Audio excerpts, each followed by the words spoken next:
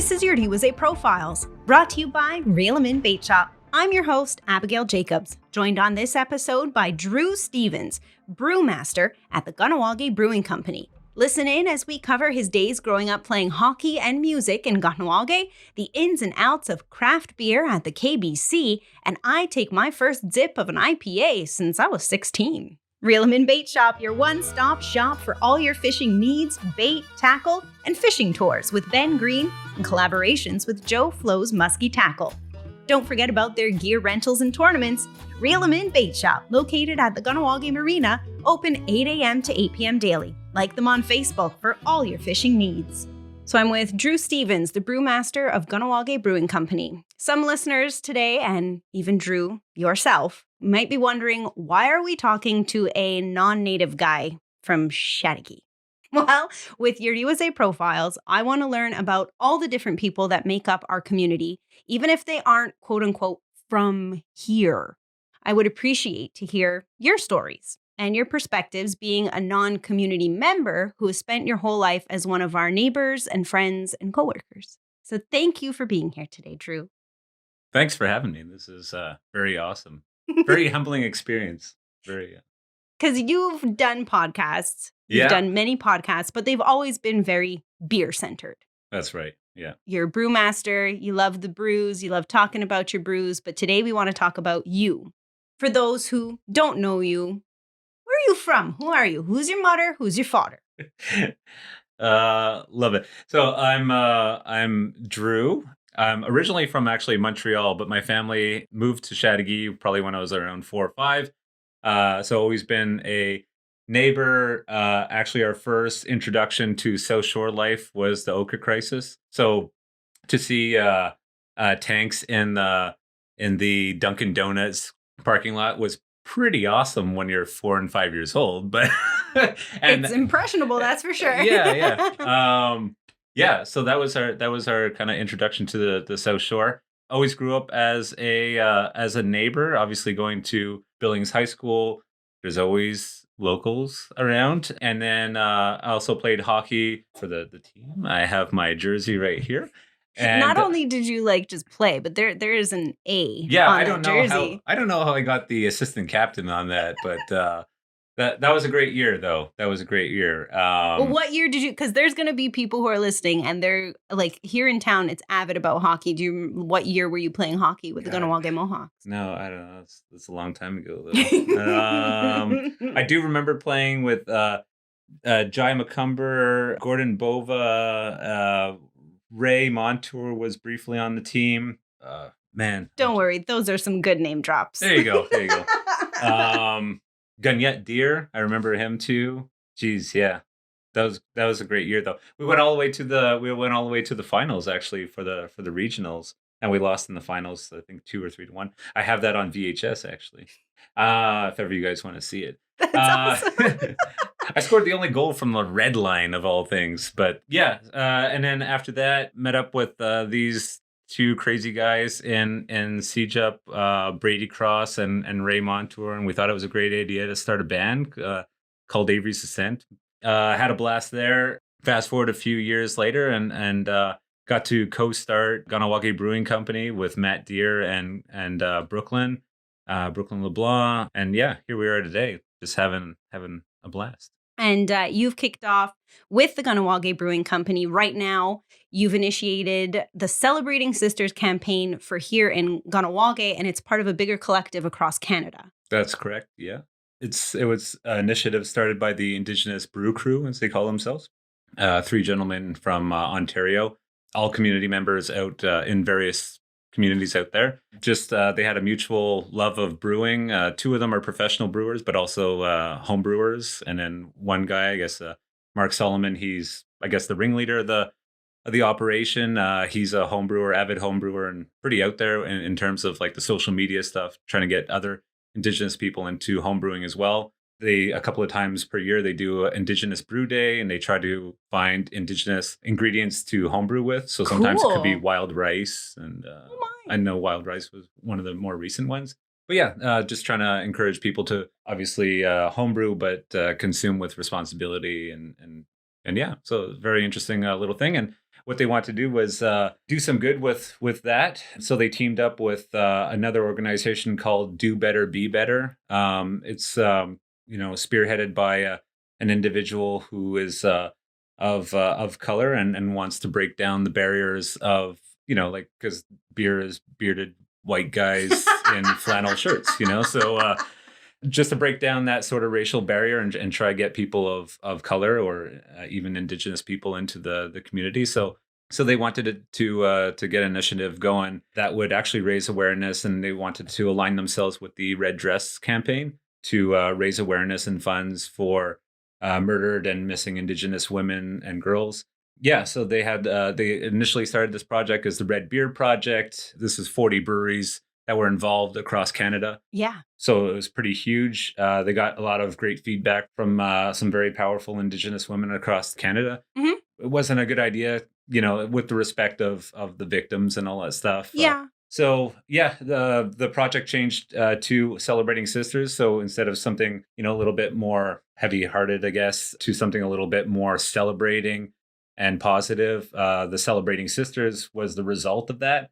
And it's to celebrate Indigenous women who dedicated their lives, time, and effort, all their resources, basically, to make their communities better. So we're definitely on board with that. We're the only Indigenous majority-owned brewery on board with that. No way, cool. So it just made sense that we definitely had to be one of the main ones on in that project. We want to give back to our community here. So we approached the Cattery food basket. They help families have food on their table daily. That's a pretty good reach to help the community out. So yeah, the Stand Up family and Virginia Stand Up and everybody at Dustin's, and they have the food basket as well, started by their patriarch Orville, and they've been doing work with the community for years and helping mothers and families and feed our families in the community. So that's a great marriage of this. So that's it. We contacted the stores that we distribute to, and a good majority of them were on board with the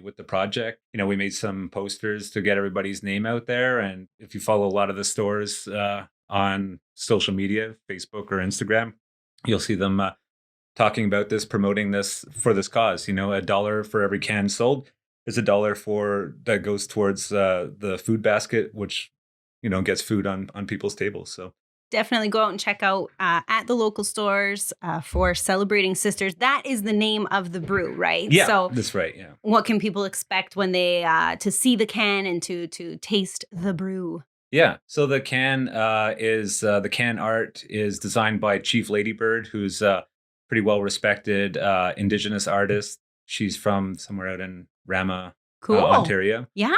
And she did a great job with the can art, so we could not use it. It was just so great. Inside, as we kind of did this beer on International Women's Rights Day with our women's staff, our female staff members, as many of them who could take a day off to join us for the brewing of it.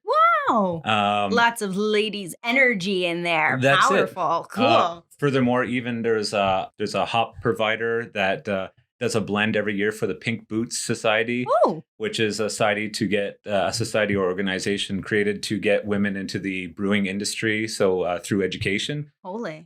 So they actually have, when you go to school and you get money to go to school. Grants and funding and scholarships. That's the word I was looking for.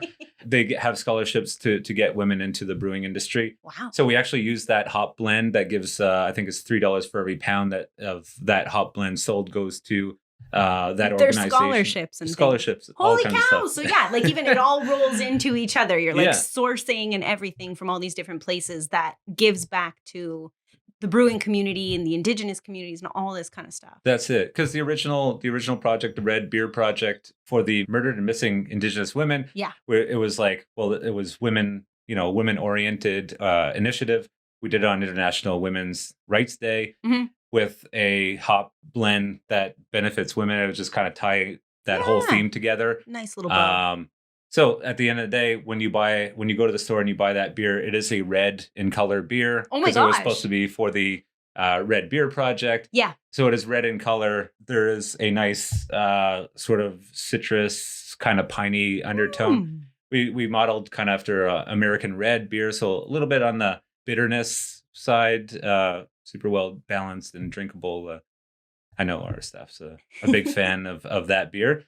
We got a bunch of people on board with that, and we're happy with the way it's going. And So now, does that mean the beer that is being sold in our stores and everything here for Celebrating Sisters? yeah, But across Canada, did you guys all follow the same brew, or all the different No. breweries made their own? yeah, all the different breweries made their own. Oh, okay. And the whole premise was collect the set. yeah, collect the set, collect them all. 40 of them out there.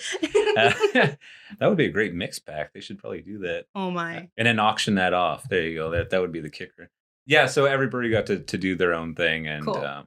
Nice. And it's not the first time that you, working with the Kahnawake Brewing Company, have given back to the community, have given back to Kahnawake. You guys, at the beginning of pandemic, you ended up using your resources to make hand sanitizer. yeah, And that was given to every household in right, the community. yeah. Well, thank you for that. Two- That was awesome. 2 bottles per household. Yeah. And of course, before pandemic, you guys had Bridge for a Bus. Yeah. And the benefit concert where you were helping raise money for a new school bus for Indian Way. Mhm. And so, that's one of those things that interested me about you. You've always been part of these things. You've been part of our community. Like I said, even though you're not from here, but Yeah. you're one of our neighbors, and you're always doing good in the community, and you're a good guy, Drew Stevens. Yeah, well, I mean, we try to, Matt and Brooklyn are generous guys as well, so we're always trying to look at how can we give back, when it makes. I mean, we're a business too. We have to keep our doors open, but when we can, get involved. Yeah, I mean, the Indian Way school, the school bus initiative, we did like a whole. I think it was all of November. We did every time somebody bought Bridge, we gave $1 to the bus. And then we extended out to December, and then we had, I think we even did January because there was the show, Yes. the concert that was on there. So I think we even did extend it out for 3 whole months. So yeah, so always trying to get involved with that. We're trying to keep our ears to the ground of how we can get involved in other things. Obviously, COVID kind of stifled a little bit of that, for I think everybody. But we did like to do more things, but. It'll come. Yeah. There's always more time. Yeah. How did you get hooked up then with into the Kahnawake Brewing Company? Because now you grew up in Chattagee, but you've always, had ties to Kahnawake, right? Mhm. Yeah. So you you went to school with kids from town. You played hockey. I even brought my hockey jersey. Look at that. Yeah, played hockey here as well. And then, we had Avery's Descent, Of course. that might be a little bit of throwback for the 30-year-olds around here now. Oh my gosh. Is Avery's Descent classified as dad music now? Whoa. Whoa. Oh no. You guys used to be like the hot, we're right cool up there thing. with Sugar Ray and stuff. Shit. And of course, Avery's Descent and your awesomeness benefited me because I got a husband and some kids out of it. I loved your band so much. That was the whole goal for the band. Just get Brady a wife and some kids. There you go. Originally, though, Avery's Descent wasn't a Kahnawake band. There was maybe one or two members from town. So we had Ray Montour. He was always our bassist. Yeah, and then we got Brady when he came and filmed us for KYTV. And he wanted to. I was playing drums back then, and then oh no way! He wanted to. After the filming, he was like, "Hey, can I try your drum set?" And I thought he had no idea what he was doing. I'm like, "Just don't break anything, man!" All that stuff. And then he played way better than me. And I'm just I look at Ray, and I'm just like, "We need him."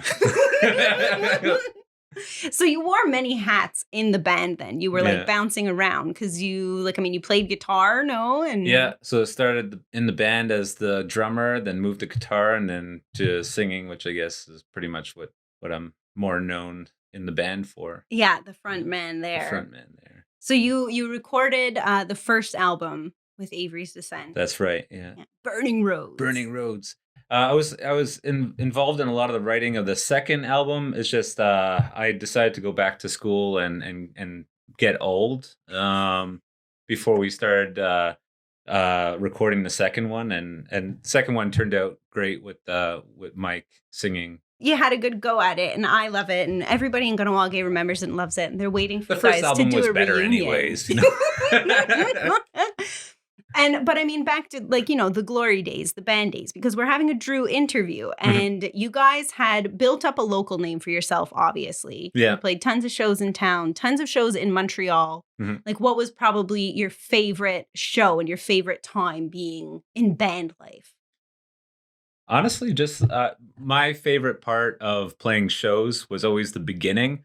We would meet up at Ray's grandfather's garage to load up, and we'd have like maybe a beer or two standing around. Kevin would have like 4 more than everybody else, and then just getting in like Ray's Tahoe and driving to wherever we had to go, and then setting up, and just feeling like the butterflies before you're gonna like play and all that stuff, and or just setting up, and then we all go and get a hot dog at Belle Provence because it's all we can afford or something like that, because nobody ever got paid to do shows. But yeah, that's like, that was my favorite part of the whole thing, like more, I guess, like the brotherhood, the camaraderie of that. Favorite show, I don't know what every time we went to Akwesasne, that was always a good time. One way or another, it was a good time. It wasn't playing with Parkway Drive. It wasn't like, no, it was going to Sassner. That was the most memorable show, because it was like stepping on the stage, and that was like a real stage, like I think that was the first time we had like a real stage that wasn't like a couple of 2x4s stuck together, but that 3,000 people or whatever it was. Like I still have the ticket stub at home for that. Yeah. Because they still sold ticket stubs. Yeah. Nobody had that shit on their phone. Obviously, that's the more memorable show because that was like the biggest one that we've ever done. But I don't know, just always like having fun. Do you ever still get the itch to go back? Yeah. Definitely. I always have the itch to go back. I had the itch as soon as I left the band. I had the itch to come back, but I know I had to buckle down and figure out my life path and all that stuff. And yeah, wow. It's a great, memorable part of our lives, and the albums will always be on iTunes, right? That's it. So then you wrapped up the band career and you went back to school. I did, yeah. To be the Brewmaster. No, I started taking business entrepreneurship classes at McGill at night while I was working. I was working in IT at the time. So I was doing that and didn't really know what I wanted to do. I was looking at getting into project management and started taking some agile project management courses and stuff like that. And building blocks. Yeah. So I thought that was where I wanted to go. And yeah, I didn't have like any university paper to say I could do things. So I just I kept hitting like these brick walls everywhere I was going. Isn't that always the chase though? Yeah. Like it's always, I need a paper. Like, yeah. I need something on my wall. I need something on the resume to say that I can do this stuff. Yeah. Yeah, I was kind of like, I ended up switching companies after that. And then I was like really dreading what I was doing. And I really couldn't really find a way out of it. And then one day, like I went home and my wife's just like, why don't you just do something that you want to do? And at the time I was home brewing, making beer at home. And I'm like, do something I want to do, like make beer. So I basically dropped everything. I quit my job actually right before Christmas break. So my 2 weeks, my 2-week notice was Christmas and New Year's. So I worked like all of 3 days. Yeah, I didn't really care at that point. I'm like, I'm totally burning bridges here, but yeah, I don't expect to go back in that domain after this. So I started brewing beer at Trois Brassards. Everybody knows the restaurant chain. Every restaurant has its own brewery, and I did that for about 2 years and all that stuff while still taking courses at McGill. And yeah, just happened to get into a mutual contact of Matt Deere. Matt he was involved with the Wine Barrel at the time, and so was Brooklyn actually. And they wanted to start making beer to complement the wine, have a different product offering and stuff like that. And that mutual contact put us in contact, and I kind of shrugged Matt off for like a good year. Yeah, I was like, well, I was kind of like hell bent and like, oh no, I'm gonna start something myself, and I don't really want to deal with like business partners and stuff like that. And yeah, so like kind of, he's like, yeah, no problem, I respect that. And then then he like hit me up a couple of months later. I'm like, yeah, no, still, dragging my feet on that. And then he's like, all right, well, do you know where I can get a brewer? And then I'm like, all right, now he scared me, because this could be like my only, like, starting a brewery is very expensive, and it's a lot of equipment. It's a lot of like, the ingredients. It's and it's a niche, right? Like, it's not like anybody can brew beer, but not anybody can just like boom start. Yeah. So then that's it. It was like I had a serious conversation with my wife, and just like, look, we want to start this, but the main obstacle is money, and she wasn't comfortable putting up like our house as collateral to get money from the bank. So I don't blame her. So we needed to, or at least I needed to figure out like some business partners and stuff like that. And me and Matt had a meeting, and we had a meeting at the Irish pub in Chattagee there. Ye Old Orchard. Ye Old Orchard, that's it, yeah. We really kicked it off because we have something in common that we like. We like food. So so we just got fat that night, and while we're talking about beer. And of course we were drinking beer too. So there you go. That helped. But yeah, it really clicked between us, and he brought in Brooklyn, and everything just kind of meshed super well together. So then we started kind of building that up. There was a car audio place in one of his in his mall that had closed down, and so he's like, I have a spot here if we want to do that, and then perfect. So we had a building, and then we had a storage building that he had in the back that was vacant, and then we just started putting things together. And yeah, you got to make those connections, and you have to take those leaps, right? That's it. Yeah. And it's scary because I didn't really, aside from having one or two meetings with Matt, and us laughing and eating, we didn't know each other really. It's taking a risk on both of our parts. But yeah. That's good though. And shout out to your wife, Em, for saying, for letting me do that. For it. Yeah. You got to have the good support behind you. Yeah. You have a really great support system. I love seeing the family as part of the business. Like, Em has been there. Your parents are there, and they've always, they've been at, even in band life, they were at your shows. Like, your parents they're great. Like, give a shout out to your parents. Yeah. Yeah. Mom and dad, my mom is our cleaning lady, and my dad cleans growlers. So he's the growler cleaner, and they're great personalities. I love running into them at the business and all the time. They have an awesome family. My dad's also the bridge taste tester. He makes sure that bridge is bridge every single time. So it's an important job. It's a huge job. Huge. And Em, your wife, she not only carries beers, but she carried your children while carrying beers. That was I think carrying the children is the easy part. But, just kidding. Yeah. Two kids later. We're like, you know what? Let's get the brewery going, and then we'll think about it after 2 years, and then we should be pretty comfortable with the brewery, and then we'll talk about kids. And I think it was like, I don't know, 9 months in, it's just like, oh no. Number one's coming. It's like, yay, super joyous. Yes, kids are. I better always say something a positive, because this is going on the internet, and the internet's forever. Eh? It's forever. Yeah, he's gonna grow up and. So you have 2 children. Sorry. And lots of beers. What's you opening right now? Beast. Yeah. And your so clearly this was an ode to town here. It's like we had to have a 7.5% beer called Beast. And that, that goes into the inspiration for your beers as well, right? Like, it's a lot of very town-centered products. You've got Bridge, and when you guys first opened, you were Blackbridge. Right. We weren't originally always Kahnawake Brewing Company. Why the name change? Well, we did our homework, but sort of like half of our homework. So we looked in the Quebec registry of businesses, and there was no beer related business called Blackbridge. Obviously, we know what the Blackbridge is here, and the significance of the Blackbridge here.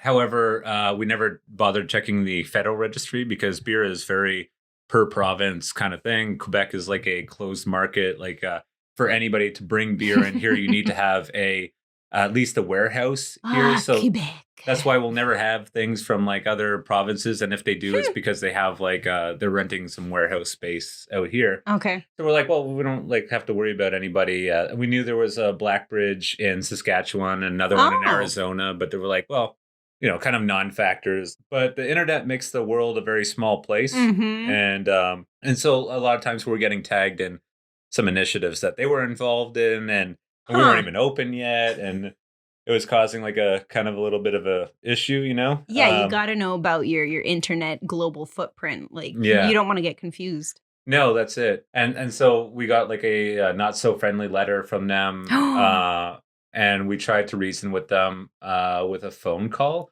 Yeah, they weren't having it, kind of thing like that.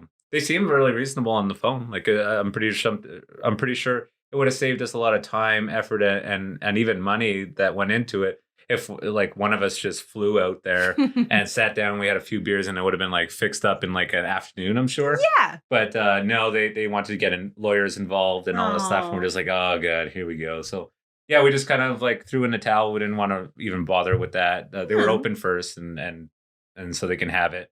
Yeah, and then it was like the hunt for the new name, and we're just so heartbroken at that point because Blackbridge was such a cool name, but it was also very significant to here, like it's the train bridge, but it's also kind of the first job that got ironworking on the map for a lot of men and I guess to a certain extent even women in the ironworking field now. Yeah. So but yeah, that was like the first big job, the part of the deal of them building because this is Bridge 2.0. Okay. It was a replacement of the first edition of the bridge. Part of the deal was to have local men as laborers on the bridge. And then they saw, these guys after hours running up on the girdles and all that stuff. Like, and one of the superintendents was just like, man, these guys have like no fear running up and down these things. So maybe they'll make good iron workers. And they started training them as iron workers. And that's where the whole tradition came. Yeah, pretty much. So, I mean, it was such it was so significant, and we're just like really heartbroken now. We had to change the name, and we kind of felt like we settled with Kahnawake Brewing because we needed to pick a name there, and Blackbridge, we sat around for months, scratching down ideas, so it was just like, it was too bad we had to let go of that name, and I think a lot of people, would agree that was a great name. But at least we kept the imagery, we still have the spans on the logo and stuff. No, it's still very much embedded in the imagery and the branding and everything of your business. And you still have the Bridge Brew, which is like hands down, I know a lot of everybody's favorite. And I mean, now that I know Kahnawake Brewing Company, you guys are what you are. And I think it has a better reach as far as notoriety when you're talking about outside of the community. Yeah. Because you're a business, you're located right at the bottom of the Mercier Bridge, and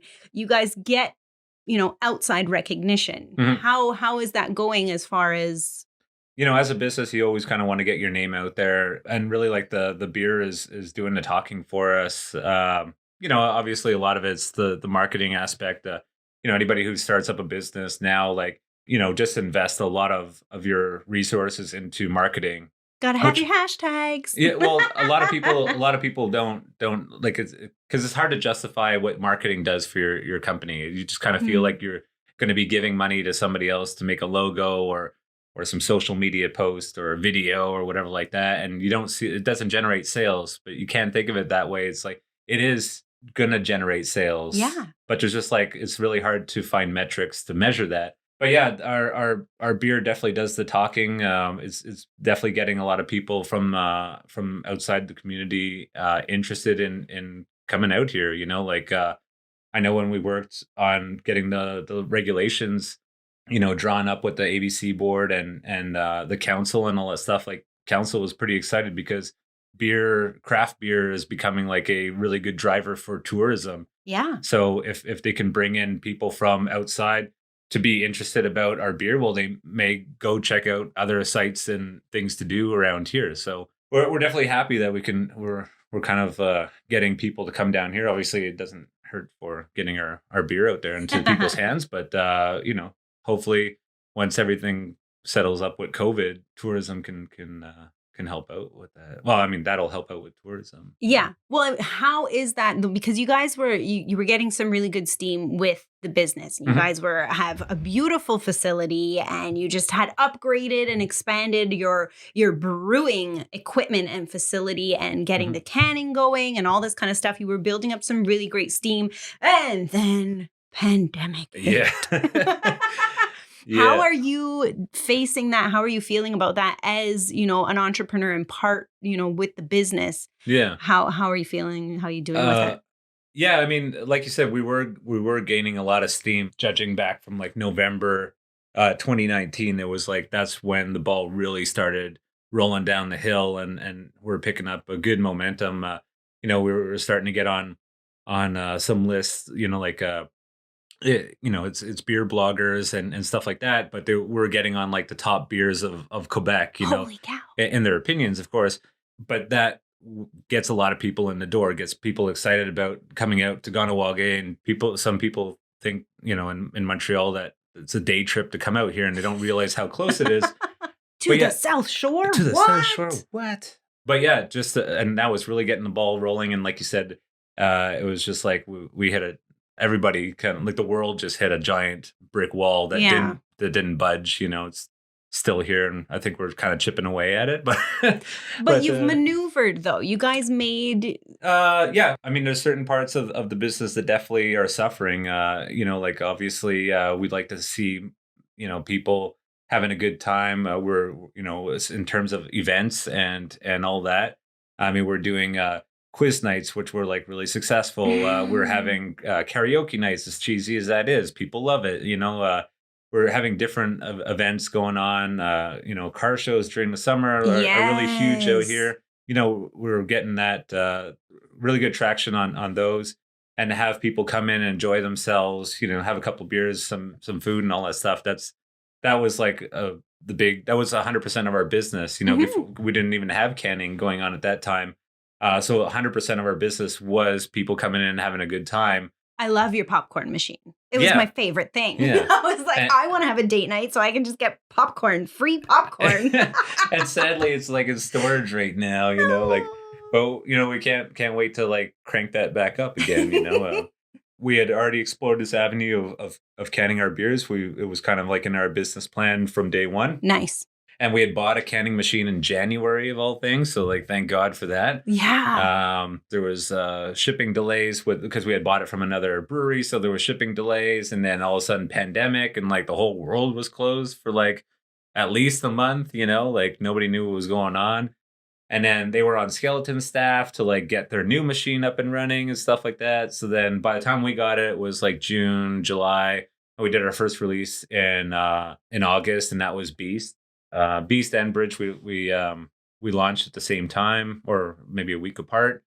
And yeah, that's kind of been like the saving grace of the pandemic for us, is really our cans. The restaurant has the food side of it has kind of taken a hit. I mean, everybody who has a restaurant has been taking a hit, I guess, Yeah.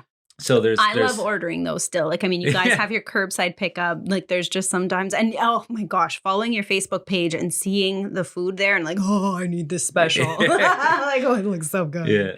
Well, that's it. Like, we're just trying to keep afloat on that, and then when everything can go back to some sort of normal, we'll gladly open our doors to 25% capacity even, I drove by the other day and I saw the garage hatch. Like, you guys have that terrace garage thing, and I saw it open on a beautiful day, and I was like, oh my gosh, what's going on? Yeah.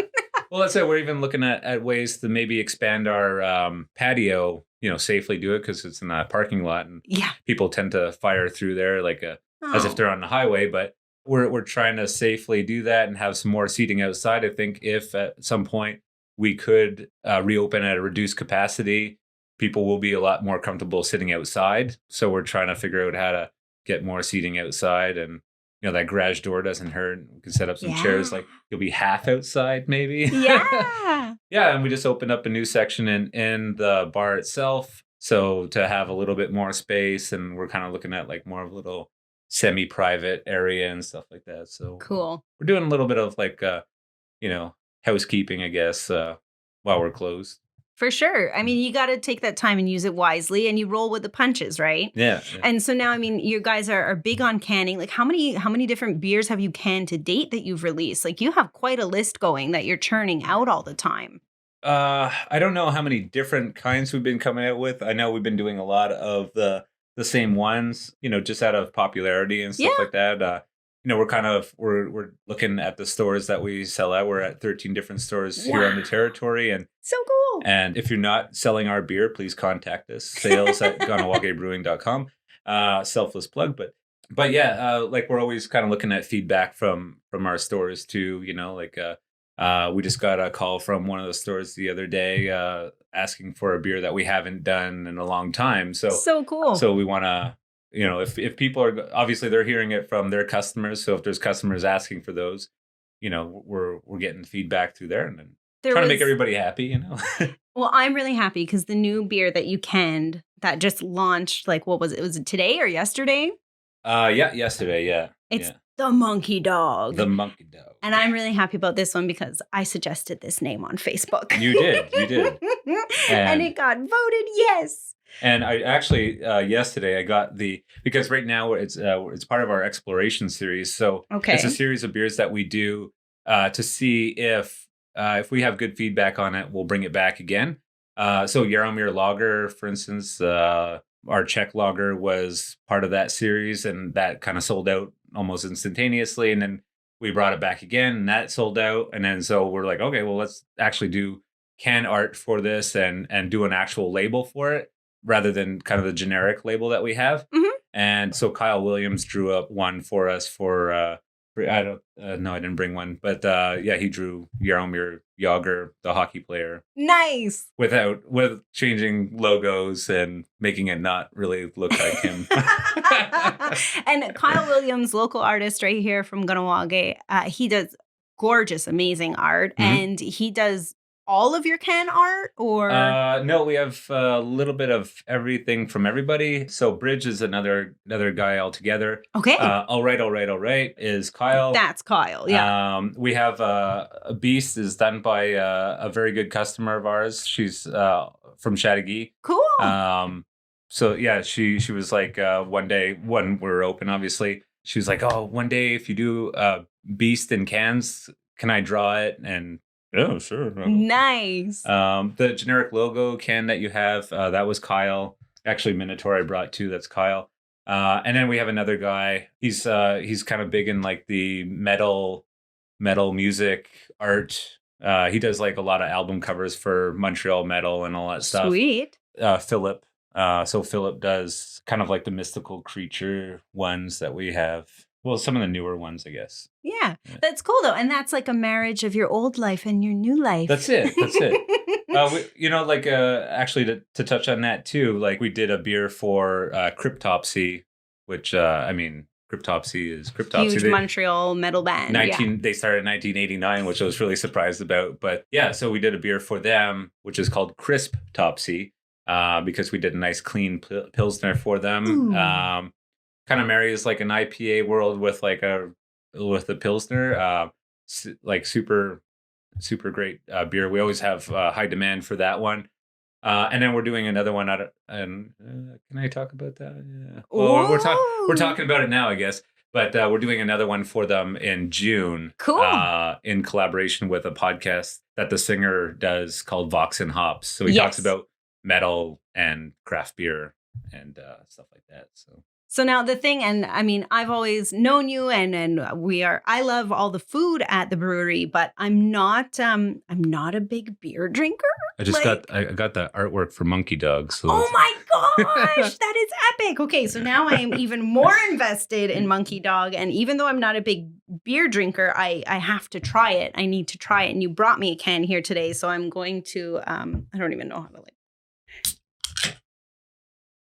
I think that just went everywhere. So I'm going to give it a try. Well, I hear you talk about now, you're one of the forefront people of KBC. Like you're here talking with us. You do all the podcasts, all this kind of stuff.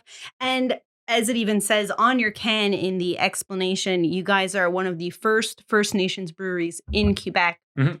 How does it feel for you not being First Nations, but representing this company? Like, does that, I could see where it could be weird for certain, I guess, viewers, listeners, or whatever like that. I don't think I've tried drinking beer since I was like 16. I just took my first sip now, so it's like, whoa. Okay. And you took like a beer that's like for not a faint of heart, like 8.4% double IPA. Yeah, It's a flavor, man. She should have started with Bridge, maybe. I don't know.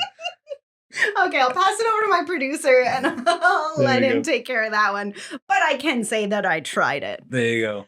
What was I talking about? Yeah, we were talking about you're representing a First Nations brewery, but you're not you're not a First Nations person. That's right. You're a neighbor, and am I already buzzed off of just one little by zip sniffing the can? Lightweight. Yeah, I could see how that could be kind of weird. And actually, in a lot of interviews, I could see people trying to be politically correct with me as well because they think that I'm Indigenous. Oh, really? Yeah. So like, I could always kind of size up those kind of like tiptoeing around the questions and stuff like that. Yeah, I don't know. Like, it never really dawned on me. Like, I've always been kind of, around here, exactly. Playing hockey and then like being in a band. I think the band kind of gave me maybe like, I don't want to say like thicker skin or just maybe that notion of like, well, I don't really care. Like, because I mean, we're a band here in town. At one point we didn't even really finish talking about like how the band kind of ended up. But when I kind of co-started the band, we only had Ray from here. And then at the end, like when I left, I was the only Kahnawake. Yeah, I was like the only non-native guy. You're like, I've been here, but I still can't say that word. Yeah, I'll say it for you. I was the only non-native guy in the band, So it's like, I don't know. It's just like never really dawned on me. Like, I know I'm doing the interviews and it's like kind of in the, I guess, the quote unquote spotlight of that. But I don't know. Just nobody ever called us out on it either. So I don't know. I think just being in the band just kind of it helped you amalgamate, right? And like, I mean, and that's what I always like about, and it's a fine line to cross, to walk, should I say, where like we have a lot of people who help make up our community, who are from outside of Kahnawake. And for you, you're part of everything that goes on here, and you see everything that goes on here. And like, I mean, you can help represent us in a positive. You do a really good job. Well, I mean, I try, and I don't like any of the racial stuff from either side of it. So obviously in this industry, being an alcohol business, I mean, you have to be careful what you say and do, and we're talking about celebrating sisters, like who can you donate to and not, and how can you get. So there's always things to navigate around, and like we want to have our brand kind of out there as well, like outside the community, but you don't want to alienate the people that support you 100% here locally, Right. So there's always like that fine line, like for our social media posts, we do it in both French and English. We do it in English first because, I mean, our sort of target market is, or target person that we're talking to is here. Yep. But I said before, the internet makes it a very small world, and our beer has been, like getting out there. Yeah. So you're gonna have that French-speaking person from, I don't know, somewhere, like could be Chateauguay, could be Saint Constant. We get a lot of people from, Chateauguay, Mercier, Saint Constant, Saint Catherine, all that stuff. Most of them speak all French, so it's like we got to have that on there as well. And I think that kind of gets, that's our calling card too. Like people are interested because they speak French too. That's cool. I'll go check it out.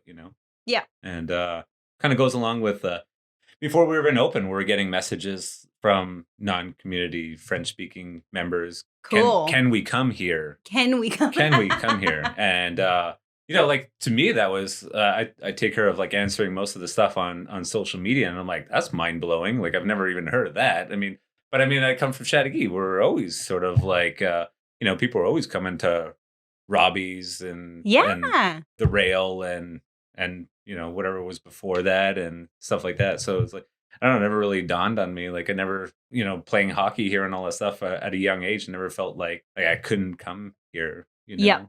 But I guess to others it might be that way. I don't know. Cool. And you also, even like, I mean, the worldly reach, you had worked for, I mean, the most part, all the beginning of the business, your brew partner Mhm. was Christoph, Yeah. and he's from, He's from Czech Republic and then lived a long time in France. okay. How did he, like, I mean, did he like get the whole That's the mystery. He res just kind of thing? showed up. No. He just magically appeared. Yeah, so he has like a pretty vivid background, or a pretty decorated background of beer. At a young age, he's only 27 years old, and he's worked for like Heineken and Oh. Kronenberg is out in Europe and all that stuff. But Pilsner Urquell, which is one of the biggest breweries in the Czech Republic. Yeah, so I mean, his girlfriend got a transfer to within her company to come out here. They're established in Laval, and he was like, "Hell yeah, I'm coming down. I'm going to Canada." So he followed her here, and he worked at Labatt in their lab. He's like, you know what? I'm here in North America, and that craft beer is huge in North America. Yeah. He's like, I want to see what a North American craft brewery is. And I happened to be looking for somebody at the time, and he just like applied to a post. And I honestly, like, I got his resume, and I'm like, this guy's like at least 40. Stacked. Well, he's like 45 years old. Like, there's no way that somebody has this kind of experience. Like, he was working in for Heineken in Tahiti and all that stuff. Oh my So gosh. he's been around, But yeah, he was like pretty adamant. He's like, no. He's like, I'm looking to be part of like a startup sort of craft brewery. And we had like this like little dinky system in the beginning, and then we grew into like some big boy stuff. But yeah, he's been here since the beginning, and I think like he was always like just so blown away. Like people from back home were just like blown away that it's like, wow, you're like with the First Nations people, because I mean, you guys are like huge in Europe. I don't know if you knew that, but like the Mohawks are huge in Europe. yeah, no kidding. Like it's like it's huge for Europeans to like. I mean, anybody who has like a souvenir shop around here must know what I'm talking about. But Europeans are just nutty for First Nations people, So and yeah, they were just like blown away. Like you're you work for first of all, craft brewery, but then a craft brewery, here is like they were just. I'm pretty sure he's back home now, like as a celebrity or something like that. But Telling all kinds of super cool stories about us. yeah. Awesome. And so now he went back to the Czech Republic. No, he went back to France. His Oh. girlfriend's from France, so Okay. they moved back to France. Their visas were coming up, and they were kind of at that age where they were kicking around like about having a family and stuff Oh, like yeah. that. So it's like you want to be closer to your family, or Yeah. or be in like a strange country and stuff like that. So they decided to go back, and So now you've got a new girl. that's it. New girl in town. Her name's Amanda. She comes from. She's worked at McCausland, Saint Ambroise, and also Brewtopia. So I think, yeah, she's played around on the big on small systems at Brewtopia and way big scale at McCausland. So she's now here in the sweet spot in the middle of that, and Cool. yeah, just learning the ropes here, and yeah, just learning everything because we're pretty hands-on, whereas like at the big breweries, they were like a lot of stuff is just kind of automated, or you have different departments taking care of that. So yeah, she's learning a lot of stuff, wrapping her head around the new job and everything like that. So now how much interest, or have you seen interest from community members trying to get into brewing? Have any Kahnawake Ronu tried to get into it? Not brewing per se. We just hired somebody to help us out, for canning on canning days and stuff like that. We had another young man help us out in the beginning with a lot of the kegging, and he was doing a little bit of brewing here and there. Okay. So what if they wanted to? If somebody listening to the podcast today from Kahnawake wanted to try and like live the dream, I want to work with Drew at Kahnawake Brewing Company.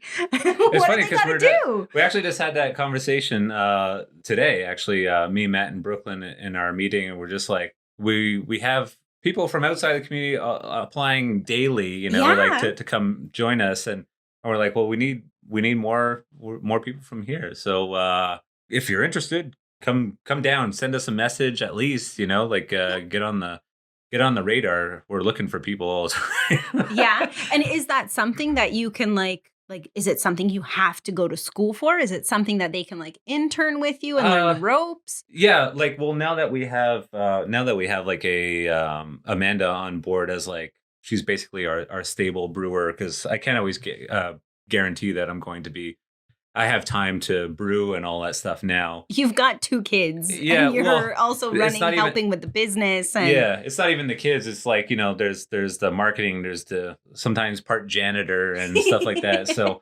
there's just there's a lot of facets to the and my time is kind of divided up. So I try to be in the back as much as possible, but really Amanda's taking care of the whole thing, and now we're at that point where we can take on a sort of brewery helper and stuff like that. And I think it's one of those positions you don't need schooling for it. You don't need to have experience for it. Because every brewery is different anyways. So you might have experience and then that doesn't mean anything because we do it completely different. So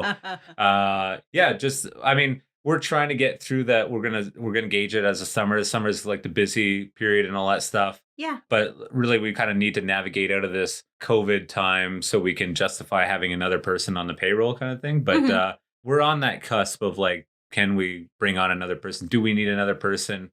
Like I said, we have somebody from here help us out on canning days. So it's kind of it's a nice, not a nice break, but it's a nice to have that extra person on canning day to have their hands in there. And I don't know if I could shout him out, but Lee, thanks for all your help. Cool. Yeah. Hi, Lee.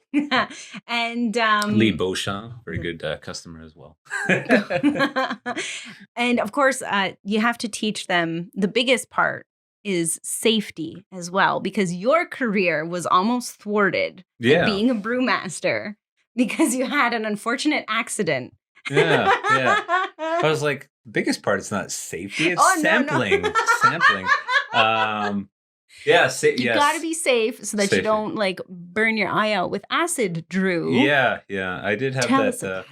I had that little run-in at my previous employment, trying to do things a little bit too fast, and you try to cut corners on things, and didn't have my safety glasses at the particular time, and got a little rogue droplet of. It was you said acid, but it's on the other side. So if you remember your chemistry class, it's basic. And I don't. It's basics are actually worse than acids because they're like soap, like dish soap. It's very slippery. That would be a basic material, but so it's very hard to try rub soap off your hands. You got to keep rubbing and applying water and stuff like that. So and that particular mixture is designed to eat anything organic, which we are organic. So I got that right in my left eye, and probably about if I had it in my eye for 10 seconds more, I probably would have had no vision left, and would have been cool though because I would have had a white eye, like a character, a villain. Oh yeah, or a character from Mortal Kombat, nice. Storm. What's his name? Raiden. Raiden is the name I was looking for. But yeah, he has those cloudy eyes. Aww. I'm that would have been cool, but not cool to not see from the eye. So. And to burn your eye out. Yeah. Did it burn? Did it sting? Oh, or yeah, was it... yeah. It was I can't even describe the feeling and all that stuff. But I thought pretty much of the world was going to end that day. But, always wear your safety goggles, that's kids. It. Yeah. Be safe, kids. Be safe. Before I think we've covered pretty much everything. Thank you so much for coming here. Is there anything that we missed or anyone that you want to give a shout out to before we go? Everybody at KBC. Thanks for sticking it out, especially during this whole COVID thing. I mean, I think we're always reminded that it's never as fun waiting for things to clear up. I want to also say thank you to the community for embracing us. We really had no idea what to expect setting up a brewery, an alcohol establishment in on the territory. But yeah, the community's kind of really embraced us for the most part. We definitely want to try be the beer from here, So I mean, thanks to everybody who kind of supports, who always supports us and get out to the stores and buy our products, because you're also supporting the stores around you. And yeah, just thanks for everybody who like even just checks us out, and listens to what we have to banter about on social media, and give a like, because that always helps things go. The good old internet algorithms and stuff. But and yeah, I mean, thanks for you guys for having us, or having me particularly on here, and to the paper that's kind of always keeps us, I guess, relevant. Yeah. Awesome. You guys are Thank you doing for good your works. time today, Drew. And we look forward to all the rest of your brews, Drew. Drew Brew. Thank you very much. Thank you for listening. I'm Abigail Jacobs with Iorì Wase Profiles, brought to you by Reelman Bait Shop, your one-stop shop for all your fishing needs, bait, tackle, and fishing tours with Ben Green, and collaborations with Joe Flo's Musky Tackle. Don't forget about their gear rentals and tournaments. Reelman Bait Shop, located at the Kahnawake Marina, open 8 a.m. to 8 p.m. daily. Like them on Facebook for all your fishing needs. Iorì Wase would like to thank the Community Media Strategic Support Fund for supporting this initiative.